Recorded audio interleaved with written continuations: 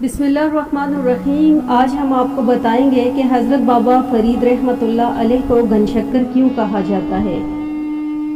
तो जुड़े रहें वीडियो के आखिर तक। अगर न्यू है तो चैनल को सब्सक्राइब कर दें, वीडियो पसंद आए तो लाइक कर दें ताकि इस तरह की इस्लामिक और मालूमाती वीडियो से आप लोग मुस्तफ़ीद हों। क्या आप जानते हैं कि हज़रत बाबा फरीद रहमतुल्लाह अलैह को गनशक्कर क्यों कहा जाता है? वो 3 करामात आप ही जाने जो इस्लाम की वजह तस्मिया बनी कि वालदा आप अलैहिस्सलाम को शक्कर दिया करती थी, जिसकी वजह से आप अलैहिस्सलाम को शक्करगंज पुकारा जाने लगा। लेकिन इसके बारे में 3 मुख्तलिफ रिवायात पाई जाती हैं। तस्करा निगारों ने जो मुख्तलिफ रिवायात लिखी हैं उनमें सिर्फ 3 रिवायत ज़्यादा मोतबर समझी जाती हैं। मारूफ मुहक्किक डॉक्टर आबिद निज़ामी लिखते हैं कि तारीख़ फरिश्ते में मरहूम है कि बाबा साहब की वालदा माजिदा बचपन में नमाज की पाबंदी कराने के लिए इनकी जाए नमाज के नीचे शक्कर की पुड़िया रख दिया करती थी और इनसे फरमाती थी कि जो नमाज पढ़ते हैं उनकी जाए नमाज के नीचे से रोज़ाना इनको शक्कर मिलती है। एक दिन ऐसा हुआ कि वालदा शक्कर की पुड़िया रखना भूल गईं। कुछ देर के बाद इन्हें याद आया तो घबरा कर पूछा कि मसूद तुमने नमाज पढ़ी?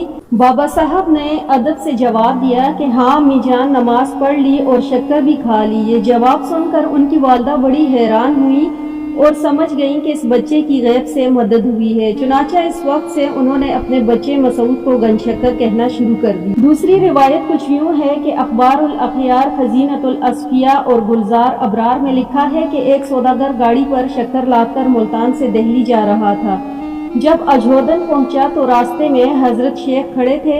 आपने इनसे पूछा कि इसमें क्या लदा हुआ है? सौदागर ने टालने के लिए कहा कि नमक है बाबा। इस पर आपने फरमाया कि अच्छा नमक ही होगा। सौदागर ने मंजिल पर पहुंचकर जब देखा तो बोरों में शक्कर के बजाय नमक था। बहुत परेशान हुआ और वापस मंजिल अजोधन हजरत की खिदमत में हाजिर हुआ और मुआफ़ी तलब की। आपने फरमाया कि झूठ बोलना बुरी आदत है, आइंदा कभी झूठ न बोलना।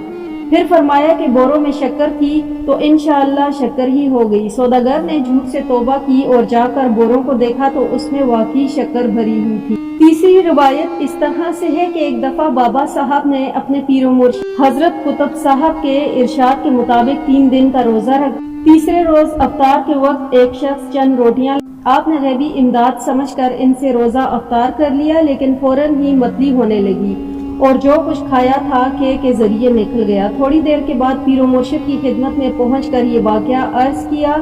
उन्होंने फरमाया कि वो रोटियां एक शराबी जवारी ने भिजवाई थी। अल्लाह ताला का शुक्र है कि तेरे मैदे ने उसे कबूल नहीं किया। अब 3 रोजे और रखो और जो गैब से मुयस्सर आए उससे अफ्तार करो। बाबा साहब ने 3 दिन का रोजा रखा, लेकिन तीसरे रोज अफ्तार के वक्त कुछ मुयस्सर न आया। रात को भूख ने बहुत सताया तो बाबा साहब ने चंद कंकरियां उठाकर मुंह में रख ली। अल्लाह की कुदरत से वो कंकरियां मुंह में जाते ही शक्कर बन गई। बाबा साहब ने ये वाकया अपने मुर्शिद करीम की खिदमत में बयान किया तो उन्होंने फरमाया कि सुभान अल्लाह, यही गैब से था। इंशाअल्लाह तू शक्कर की तरह हमेशा शीरी रहेगा और गन शक्कर कहलाएगा।